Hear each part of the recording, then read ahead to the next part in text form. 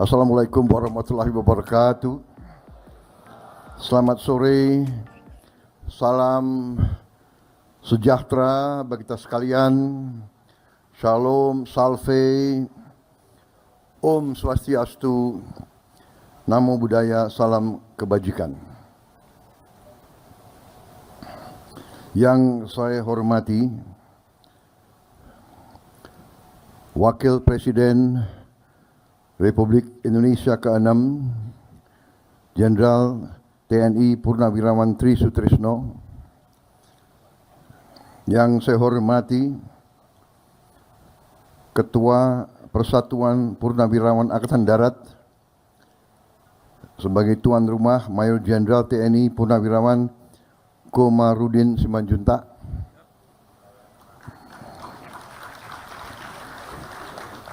Wakil Ketua MPR RI Saudara Edi Baskoro Yudhoyono, Wakil Ketua BPK RI Letnan Jenderal TNI Purnawirawan Budi Priyono,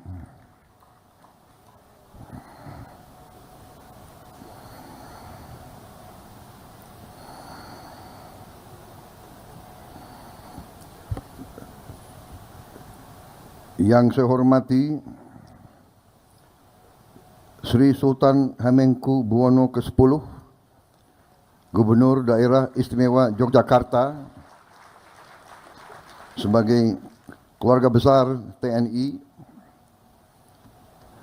para menteri koordinator Kabinet Merah Putih yang hadir, Menko Infrastruktur dan Pembangunan Kewilayahan Saudara Agus Harimurti Yudhoyono,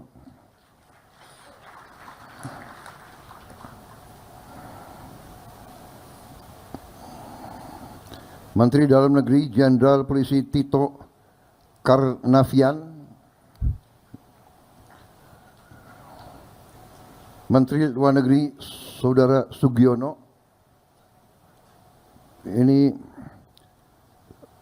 Mas Agus Harimurti Yudhoyono dan Saudara Sugiono ini purnawirawan remaja.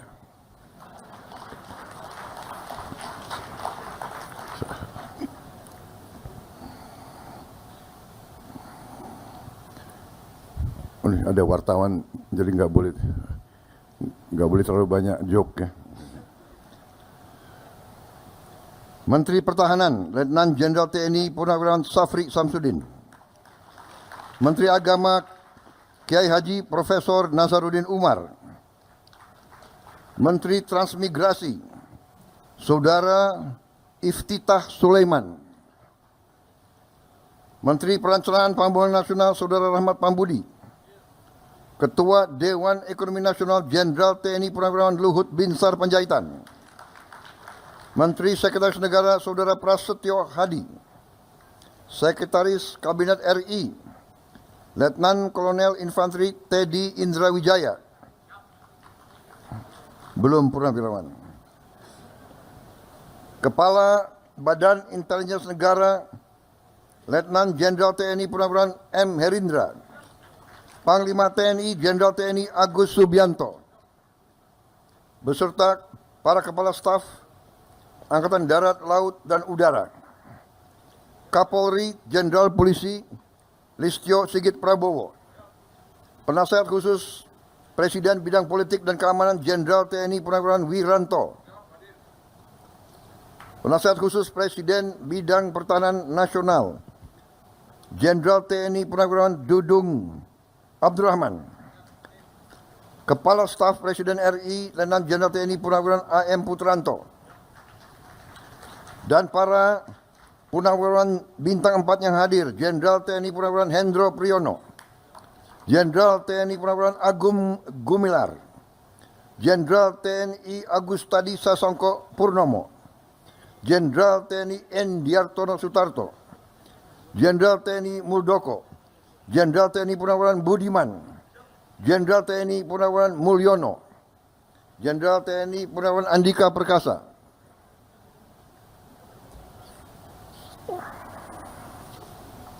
Marsikal TNI Purnawirawan Yuyuk Sutisna, Marsikal TNI Purnawirawan Herman Prayitno, Marsikal TNI Purnawirawan Imam Sufaat, Marsikal TNI Purnawirawan Ida Bagus Putu Dunia, Laksamana TNI Purnawirawan Ahmad Sucipto, Laksamana TNI Purnawirawan Marsetio, Laksamana TNI Purnawirawan Ade Supandi, Laksamana TNI Purnawirawan Siwi Sukma Aji, Jenderal Polisi Purnawirawan Bambang Hendarso Danuri, Jenderal Polisi Purnawirawan Sutanto, Jenderal Polisi Purnawirawan Timur Pradopo, Jenderal Polisi Purnawirawan Sutarman, Wakil Menteri Koordinator Bidang Politik dan Keamanan Letnan Jenderal TNI Purnawirawan Ludwig Friedrich Paulus, Wakil Menteri Kelautan dan Perikanan Laksamana Madya TNI Purnawirawan Didit Herdiawan Asyaf, Wakil Menteri Agraria dan Tata Ruang Mayor TNI Purnawirawan Osi Dermawan. Yang saya hormati, saya muliakan, dan saya banggakan saudara-saudara para pimpinan dan pengurus PPAD Persatuan Purnawirawan TNI Angkatan Laut, Purnawirawan TNI Angkatan Udara yang saya hormati, seluruh undangan yang saya hormati. Pertama-tama tentunya sebagai insan yang bertakwa, marilah kita tidak henti-hentinya memanjatkan puji syukur kehadirat Tuhan Maha Besar, Tuhan Maha Kuasa, atas segala karunia yang diberikan kepada kita, atas kesehatan, nafas yang masih diberi kepada kita bisa berkumpul di tempat yang baik ini dalam keadaan sehat walafiat untuk melaksanakan suatu halal bihalal dalam rangka masih suasana Lebaran, suasana Idul Fitri 1446 Hijriah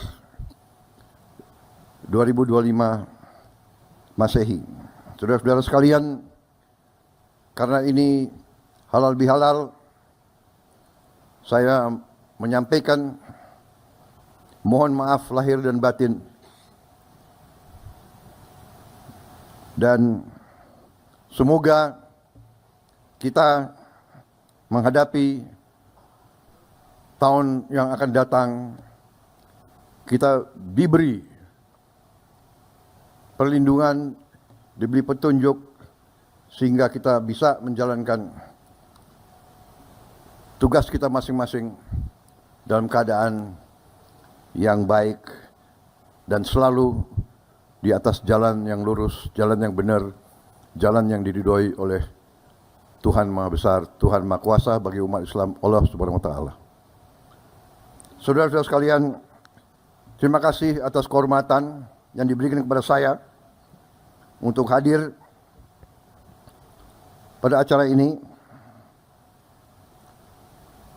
Memang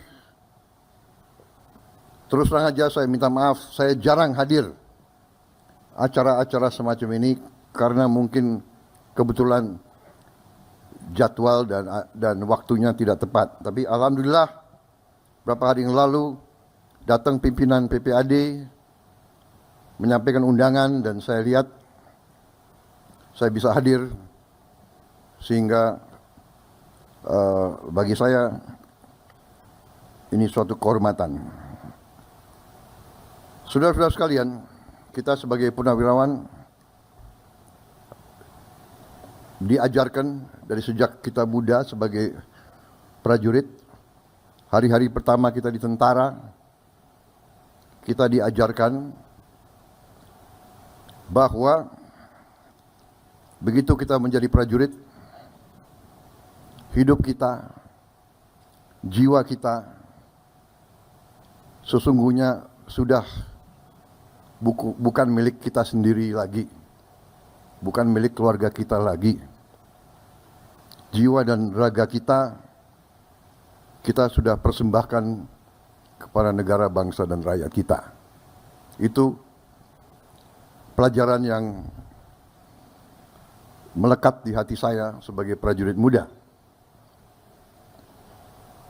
Kemudian, terus terang saja saya merasa beruntung, saya dan kawan-kawan saya merasa beruntung. Kami sempat digembleng langsung.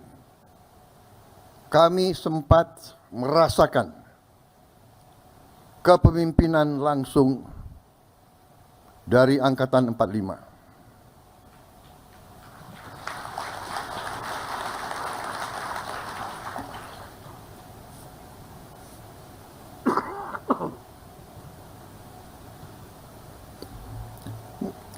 Angkatan 45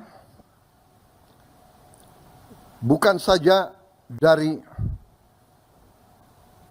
tentara, bukan saja dari polisi, tapi harus dikatakan bahwa Angkatan 45 adalah generasi yang memimpin perebutan kemerdekaan kita. Mereka yang di kelompok bersenjata dan mereka yang tidak bersenjata tapi sama-sama berjuang. Angkatan ini memiliki ciri khas yang ciri yang sangat khas. Saya kira mereka-mereka yang merasakan hubungan langsung dengan Angkatan 45 akan membenarkan pendapat saya. Banyak yang merasakan langsung, saya kira Pak Tri, Sri Sultan, ayahanda dari Sri Sultan, seorang pejuang, seorang jenderal TNI, menghadapi Belanda di Yogyakarta. Banyak di antara kita pasti pernah mengalami itu. Tapi yang saya rasakan adalah yang pertama, patriotisme yang berkobar-kobar. Cinta tanah air yang luar biasa. Dan kepercayaan diri. Percaya diri. Karena mereka merupakan bagian dari suatu generasi yang berhadapan dengan negara-negara adik kuasa. Waktu itu Jepang adalah adik kuasa. Inggris adik kuasa. Belanda pada zamannya adalah adik kuasa. The Dutch Empire. Sebelum British Empire, the Dutch Empire sangat-sangat kuat.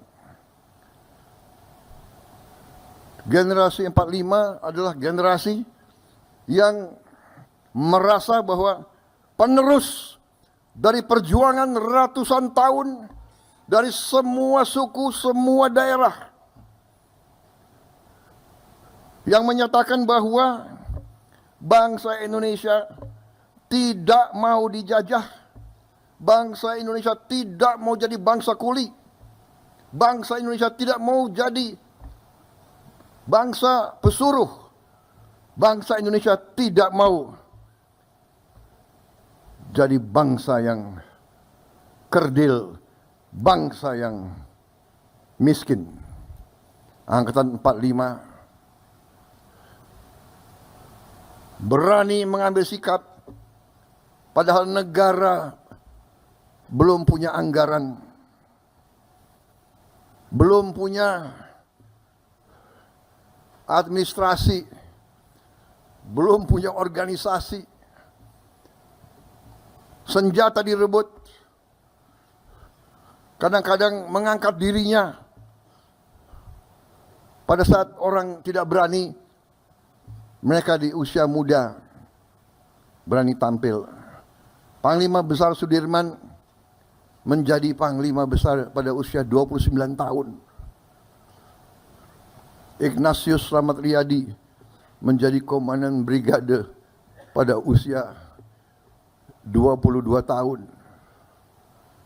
Saudara-saudara, mereka muda-muda berani dan banyak yang mati waktu muda-muda. Di keluarga saya, dari sejak kecil selalu dibawa ke makam. Ini makam pamanmu. Gugur di Tangerang pada usia 21 tahun. Ini pamanmu yang lain. Gugur di Tangerang sebagai kadet umur 16 tahun. Jadi bangsa ini berdiri di atas darah, keringat dan air mata anak-anak muda, air matanya ibu-ibu. Saudara-saudara, kita merasakan, kita digembleng oleh mereka. Itu yang tersisa di hati kita, saya yakin. Yang jelas di hati saya. Saya, saudara-saudara,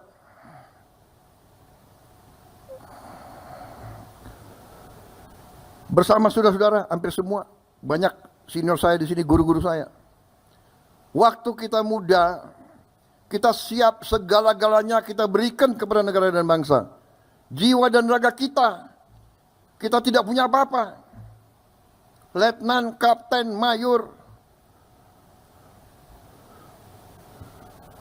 Saudara-saudara, jadi saudara-saudara, kesempatan ini saya sampaikan. Karena kalau tujuan halal bihalal, sudah saya mohon maaf lahir batin sebetulnya selesai. Kan begitu.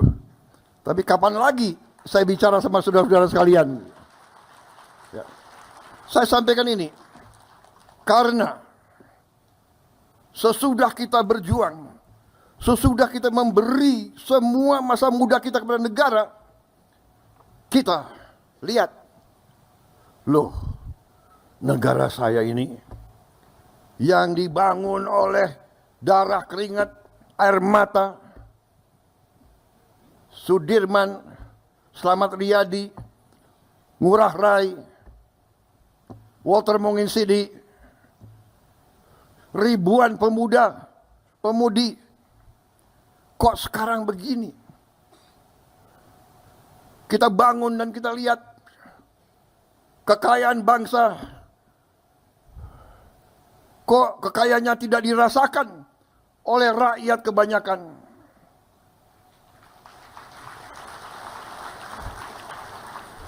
Kok senior-senior saya banyak yang begitu pensiun, hidupnya susah, rumahnya masih kontrak. Panglima-panglima saya, jenderal-jenderal saya, komandan-komandan saya lihat there is something wrong. Kita lihat, kita mau take off, dihajar. Tiap kali kita mau maju, dihajar. Kerusuhan, perang saudara,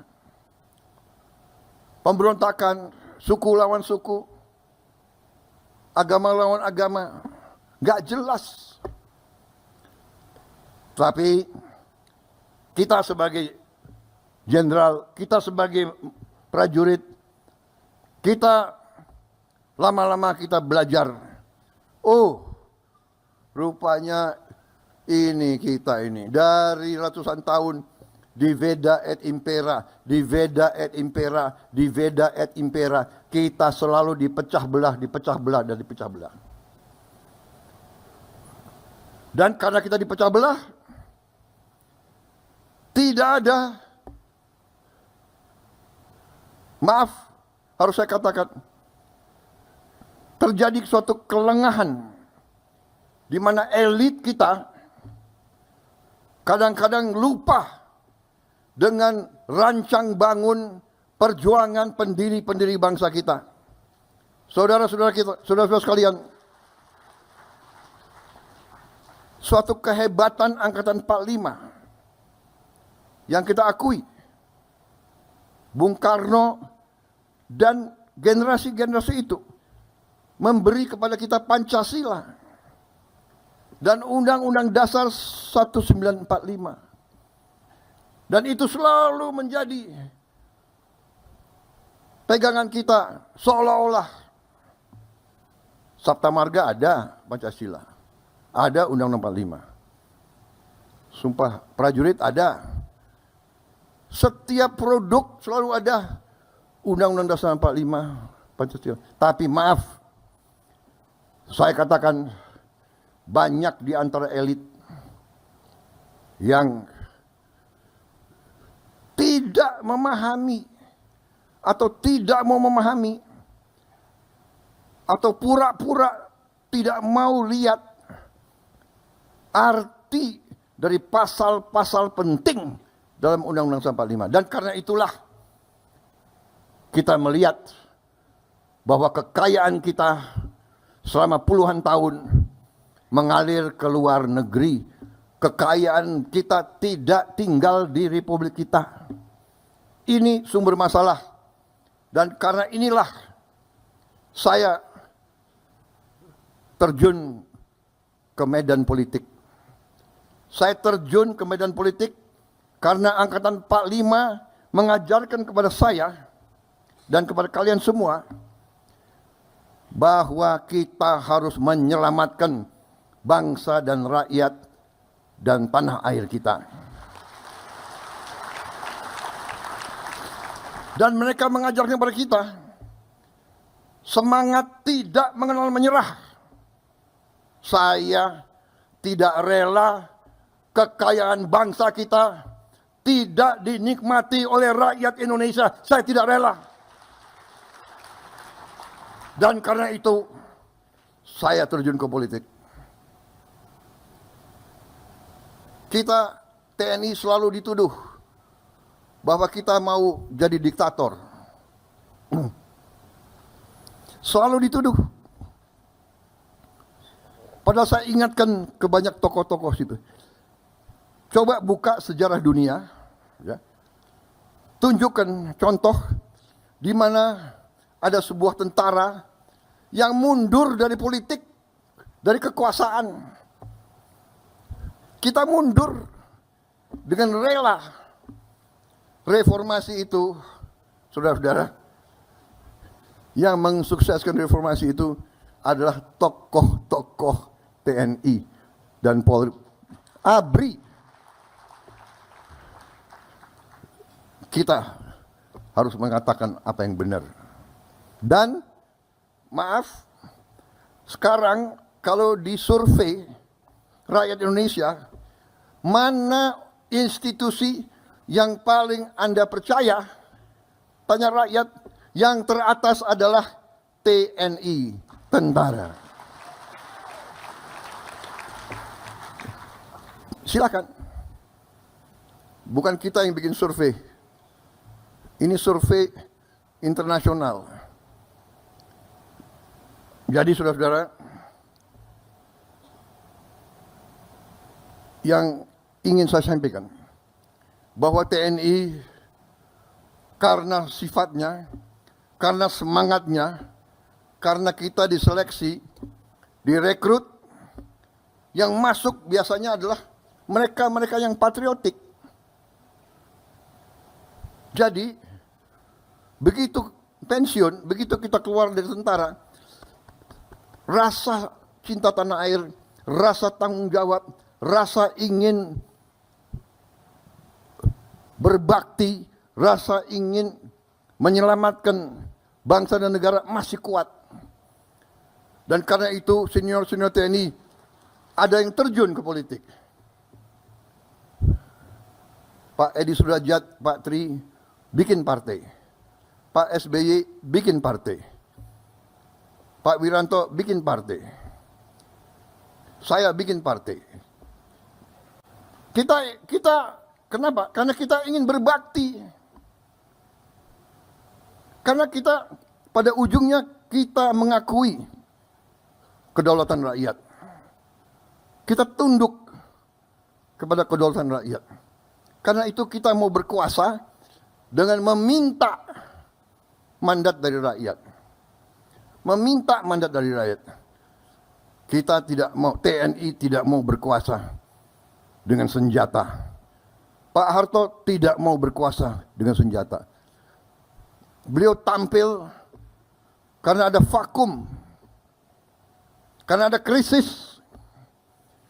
Janganlah kita mau kutak-kutik kebenaran. Janganlah kita mau kutak-kutik sejarah. Kita patriot, kita kesatria. Katakanlah yang benar itu benar dan yang salah itu salah.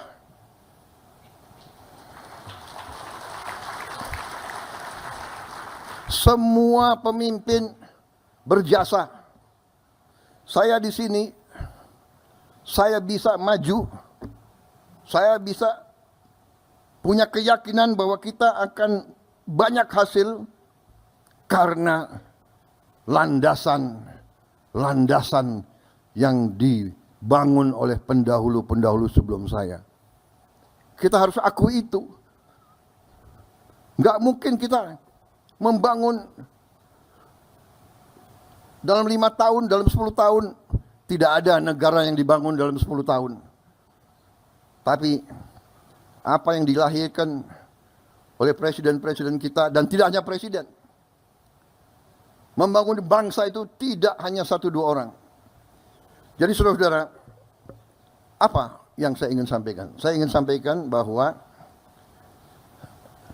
kita sebagai punawirawan dari segi kedinasan benar kita sudah menyerahkan kepada generasi selanjutnya.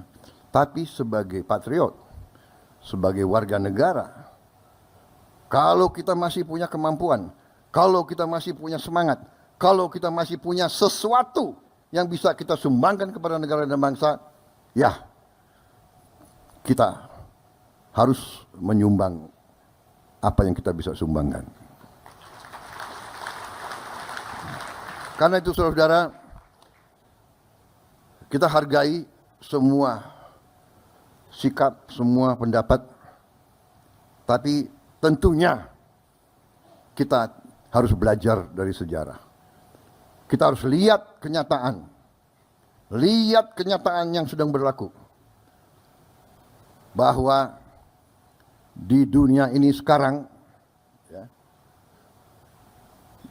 hanya yang kuat yang survive. Ini fakta dan kenyataan. Negara-negara yang tidak kuat punah. Kenapa dia punah? Dia tidak mampu bertahan.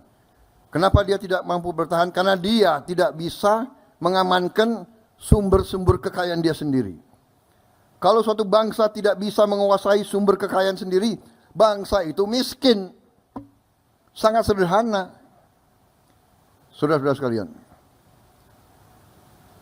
Dan kita harus mengerti, mantan prajurit ini harus mengerti. Perang kita tidak inginkan. Perang dahsyat. Tapi kadang-kadang kita dipaksa untuk perang. Kita dipaksa. Kalau kita tidak berani ambil keputusan untuk perang, tidak kita merdeka. Karena Belanda tidak mau memberi kemerdekaan kepada kita. Sama sekarang. Kita lihat apa yang terjadi di dunia ini. Ya.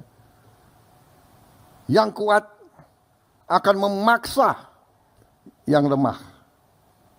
Karena itu saudara-saudara, saya sampaikan di mana-mana, kita harus sadar bahwa Indonesia selalu akan diganggu dan sedang diganggu. Kita tidak mau ganggu bangsa lain, tapi bangsa lain mengganggu kita. Kenapa? Karena kita kaya. Kita punya nikel terbesar di dunia.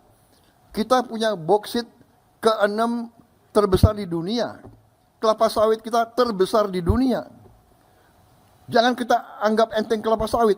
Kelapa sawit sekarang sudah menjadi komoditas kritis, strategis. Setiap saya kemana, negara-negara mana, mereka minta, yang mulia, tolong kelapa sawit Indonesia kalau bisa prioritas kepada kami. Mesir, Pakistan, India, bahkan Eropa. Ternyata dari kelapa sawit ada 65 atau 67 produk. Di antaranya kita bisa bikin BBM dari kelapa sawit. Negara kita sesungguhnya tidak perlu import BBM sama sekali dari manapun. Dan kita harus tahu, kita import BBM hampir 40 miliar dolar satu tahun. Padahal kita sebenarnya tidak perlu import. Dan saya dalam pemerintahan yang saya pimpin, saya bertekad bahwa Indonesia dalam 5 tahun akan datang harus swasembada BBM, harus swasembada energi. Dan nanti ada yang bertanya, apa bisa? Gitu. Harus bisa. Nah ini semangat yang ditanamkan oleh Angkatan 45, semangat tidak mengenal menyerah, harus bisa. Merdeka atau mati. Berdiri di atas kaki kita sendiri. Kita tidak mau jadi kacungnya bangsa lain. Kalau yang mau silakan, saya tidak mau.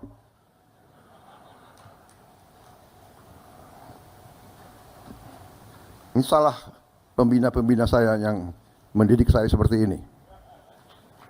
Salah Pak Tri, salah Pak Luhut, Pak Hendro, Pak Agum. Ini abang-abang yang beri contoh, yang menanamkan kepada kita semangat itu. Jadi kalau Prabowo sekarang seperti ini, jangan salahkan Prabowo, salahkan Pak Tri, Pak Hendro, Pak Luhut, Pak Wiranto. Iya kan? Loh ini bapak-bapak didik saya seperti ini, ya apa boleh buat. Saya tidak mau tunduk kepada bangsa manapun. Kekayaan Indonesia harus di tangan bangsa Indonesia. Dan Angkatan 45 telah memberi senjata pamungkas yang luar biasa, yaitu Undang-Undang Dasar 1945. Perlu saya tayangkan pasalnya? Baik, saya kira waktu sudah habis. Ya, sebelum saya diusir, saya tutup dengan satu slide. Saudara-saudara, salah satu program kita nanti adalah saya akan membangun minimal 100 sekolah berasrama. Sekolah berasrama ini biasanya di setiap negara sekolah berasrama itu adalah untuk yang terpinter. Itu tetap kita lakukan. Tapi saya akan bangun minimal 100 tiap tahun sekolah berasrama untuk keluarga yang paling tidak mampu. Karena saya bertekad untuk memutus rantai kemiskinan. Kalau bapaknya pemulung, anaknya tidak boleh jadi pemulung. Kalau bapaknya tukang becak, anaknya tidak perlu harus jadi tukang becak. Kalau bapaknya susah, tidak punya penghasilan yang cukup, anaknya tidak boleh terus. Untuk itu tidak ada jalan lain. Kita harus berani. Siapa berani menang. Berani benar berhasil.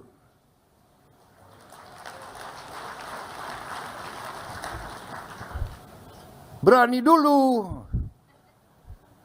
baru benar. Setelah berani benar, baru berhasil. Harus berani dulu. Ya.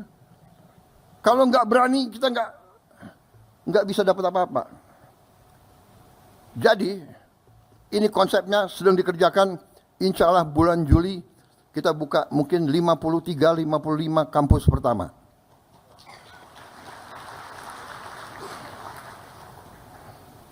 Nah, sekarang sudah mulai seleksi murid.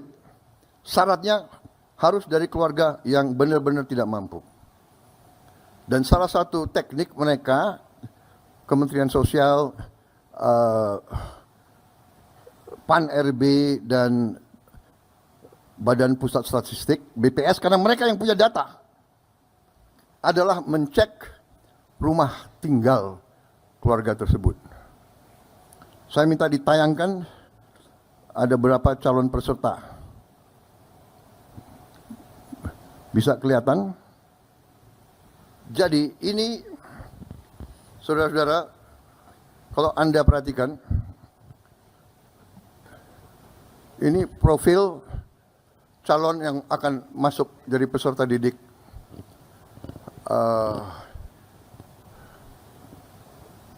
Namanya Naila, ya.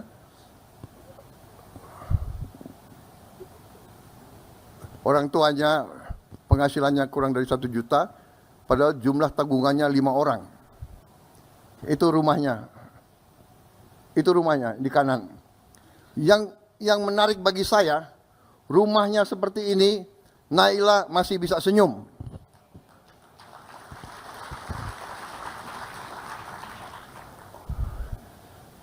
Saudara-saudara sekalian, rekan-rekan puna, ini perjuangan kita. Sisa hidup saya, perjuangan saya adalah untuk merubah nasib Naila di Indonesia. Kalau ada yang tanya apa mungkin?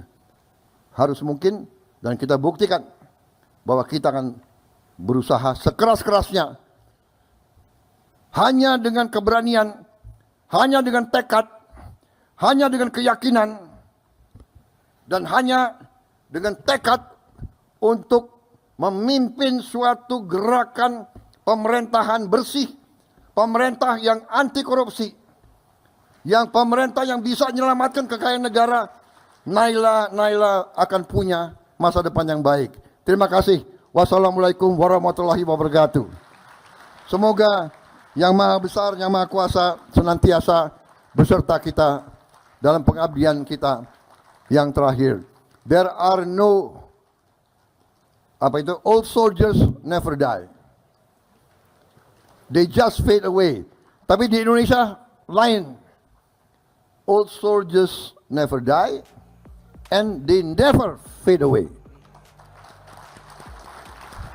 Until the Almighty God calls us.